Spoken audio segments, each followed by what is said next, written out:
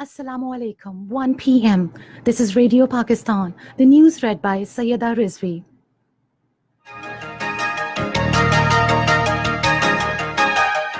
First, the headlines.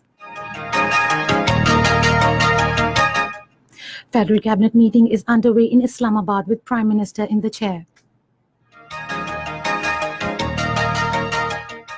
U.S. Secretary of State, who arrived in Islamabad today, has called for joint efforts to deal with common challenges. Pakistan has launched a strong protest with India over recent Indian ceasefire violations on the line of control. In Japan, 10 people have been killed and over 1 million homes are without power in a powerful typhoon in western parts of the country. And now the news in detail. Meeting of Federal Cabinet is underway in Islamabad with Prime Minister Imran Khan in the chair. U.S. Secretary of State Mike Pompeo has arrived in Islamabad today to hold talks with Pakistani leadership on bilateral relations and regional security.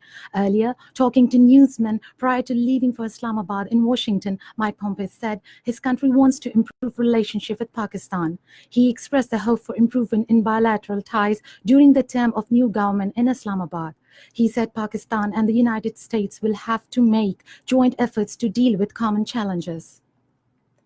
Indian Deputy High Commissioner was summoned to Foreign Office in Islamabad today, and a strong protest was lodged with him over recent Indian ceasefire violations on the line of control, which resulted in martyrdom of one civilian. The Indian side was urged to respect the 2003 ceasefire arrangement and maintain peace on the line of control. The Indian side was also asked to permit UNMOGIP to play its mandate role as per the UN Security Council resolutions. A 6-member Japanese delegation headed by head of Japan-Pakistan Friendship Group, Shichiro Ito, called on Speaker National Assembly Asad Qaiser in Islamabad today and discussed with him bilateral relations. The speaker in his remarks said Pakistan attaches importance to its relations with Japan and desires to further expand them.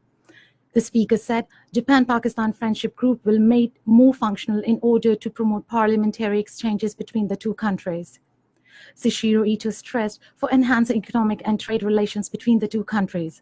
The Japanese delegation said Japan will further bolster its cooperation with Pakistan in different areas, including education and energy. The nation will celebrate Defense of Pakistan Day tomorrow to pay tribute to the martyrs and Ghazis and to reaffirm commitment to defend the motherland against all threats. It was on this day in 1965 that Indian forces crossed international border in the darkness of night to attack Pakistan, but the nation foiled the nefarious designs of the enemy. Main ceremony of the day will be held at General Headquarters in Rawalpindi to pay tributes to the martyrs. In a tweet, Information Minister Fawad Chaudhry said Prime Minister Imran Khan will grace the ceremony as chief guest at the General Headquarters.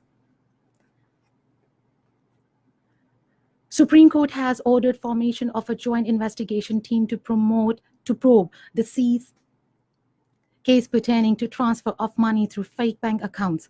The order was given during hearing into the case by a 3-member Supreme Court bench headed by Chief Justice Mia Saqib Nisar in Islamabad today.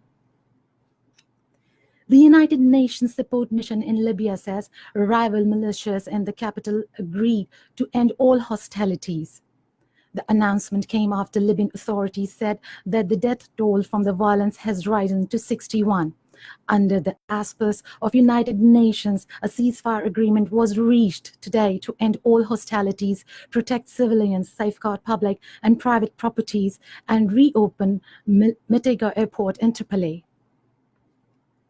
In Iraq, 7 protesters were killed and 30 others injured during a rally when security forces opened fire on protesters in southern Basra province.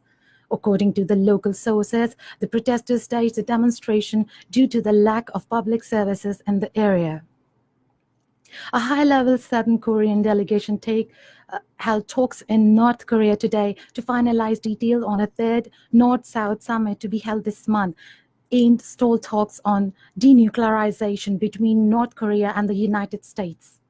In Japan, 10 people have been killed in a powerful typhoon Jebi in western parts of the country. According to public broadcaster NHK, an airport company has started to transfer some 3,000 stranded passengers by boat, while more than 1 million homes were without power. Jebi, or Swallow in Korean, is a super typhoon and the most powerful storm to hit Japan in 25 years. And that is the end of the news. For more news and analysis, log on to our website www.radio.gov.pk, and also watch live video streaming of our bulletins on the link facebook.com/Radio Pakistan News Official.